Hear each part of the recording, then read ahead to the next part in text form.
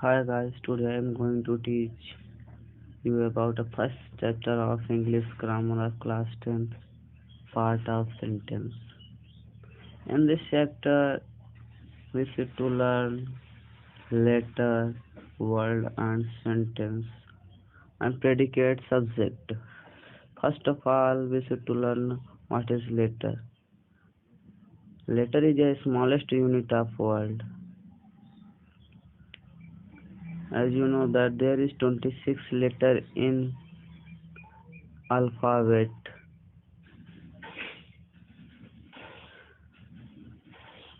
In this letter there is two types of first is vowels and second is consonant.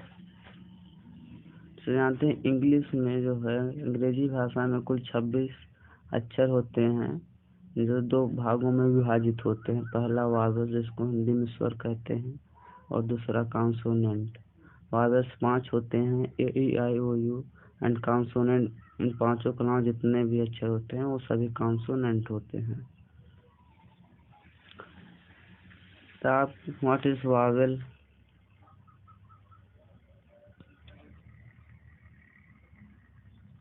First of all, you have to know that what is alphabet.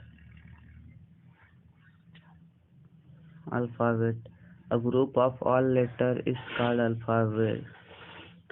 It means in Hindi कि सभी letter के समूह को alphabet कहते हैं। ये दो प्रकार का होता है, vowels and consonant.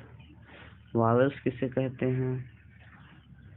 Vowels the letter which we can pronounce independently are called vowels.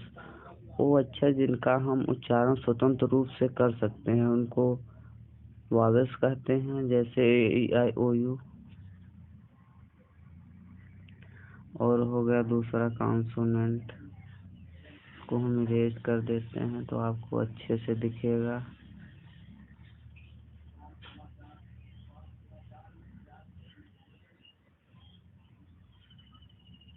ये देख सकते हैं आप। The letter which we can pronounce with the help of vowel.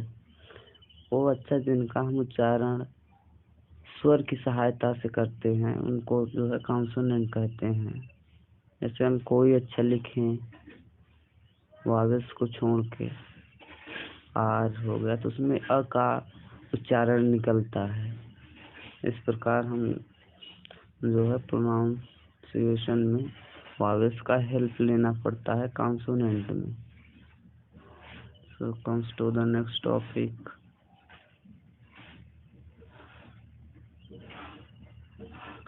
What is word? Word, a group of letter which gives some meaning is called word.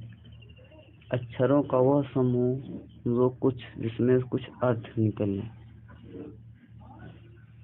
ये अक्षरों word जो होता है वो अक्षरों का समूह होता है जिसका एक सार्थक अर्थ होता है।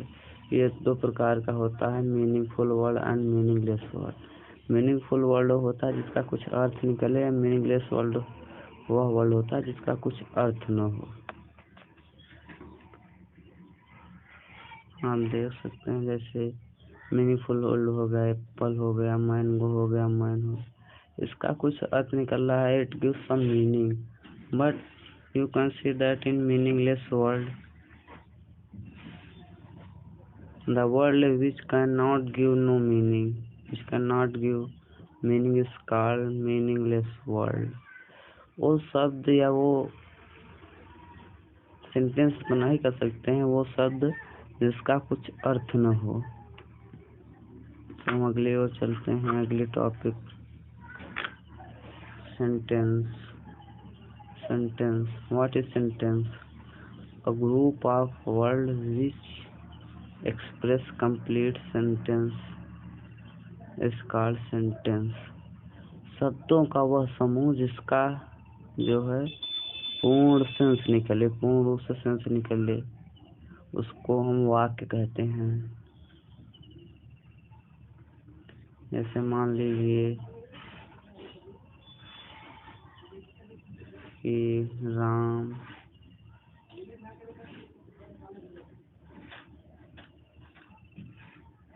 go to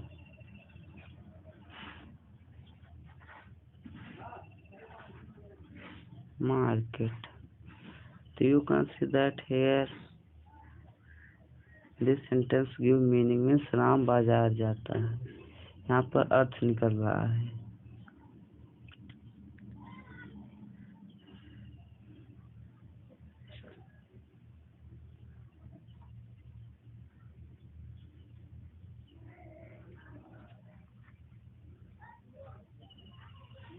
यहाँ पर आप देख सकते हैं हिंदी में शब्दों का वह समूह जिसमें पूर्ण भाव प्रकट होता है. A group of letters which makes complete sense is called sentence. जैसे Ram is writing a letter. How pretty she is. Are you hungry? Shut the door. Ram reads book. These are a sentence. It gives some meaning. Some meaning of full meaning. So you can learn it. If we think about part of sentence, then there is two main things, subject and predicate. Subject means कर्ता जो कर्म करता है, और विधेय जो कर्ता करता है उसको विधेय कहते हैं. जब हम किसी व्यक्ति वस्तु का नाम लेते हैं तो उसे सब्जेक्ट कहते हैं. It means when we talk about any person, thing or place, then it is called subject. If we talk about the subject or what we talk about the subject is called predicate.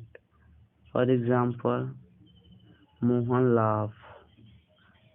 Mohan laugh. Here Mohan is a subject and he is laughing.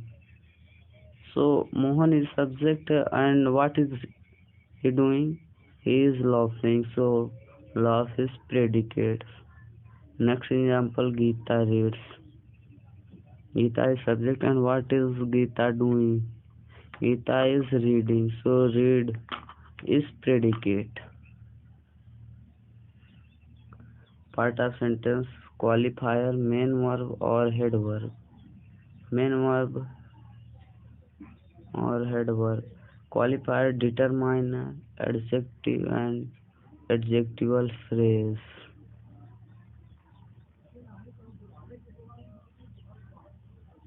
So guys, today our session is complete. Or one thing I can also explain it. Please 1 minute guys.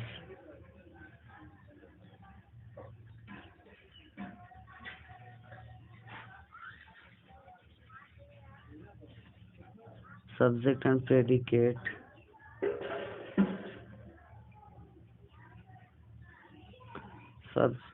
Part of predicate. Predicate में क्या होता है? Verb होता है. Verb होता है, object होता है, कंप्लीमेंट होता है. कंप्लीमेंट का मतलब है indirect object and direct object. और सब्जेक्ट किसी भी सेंटेंस में सब्जेक्ट होता है, वर्ब होता है, ऑब्जेक्ट होता है, कंप्लीमेंट होता है.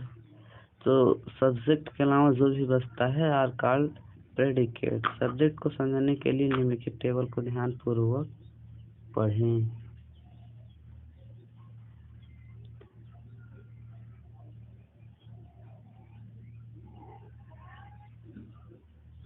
Subject, Ram plays. Ram is subject and place is predicate. Why place is predicate? Because Ram is doing. Place refer Ram's doing. What is Ram doing? Ram is playing. Meena weaves. Meena weaves. Meena is subject and weaves is predicate because Meena is weeping. The work of Meena is weeping. So weep is predicate. He played. He played. He is subject and played is predicate. Such as both are same. Smoking is injurious. Smoking tells about a subject. Here smoking is used as a subject and is injurious, it is used as a predicate. Because what is smoking do? Smoking do injurious, and smoking harm also. Injurious is predicate. To walk is useful. चलना लाभदायक है। चलना यहाँ पर बताया जा रहा है, तो चलना जो है वो सब्जेक्ट हुआ और यूजफुल जो है वो प्रेडिकेट हुआ।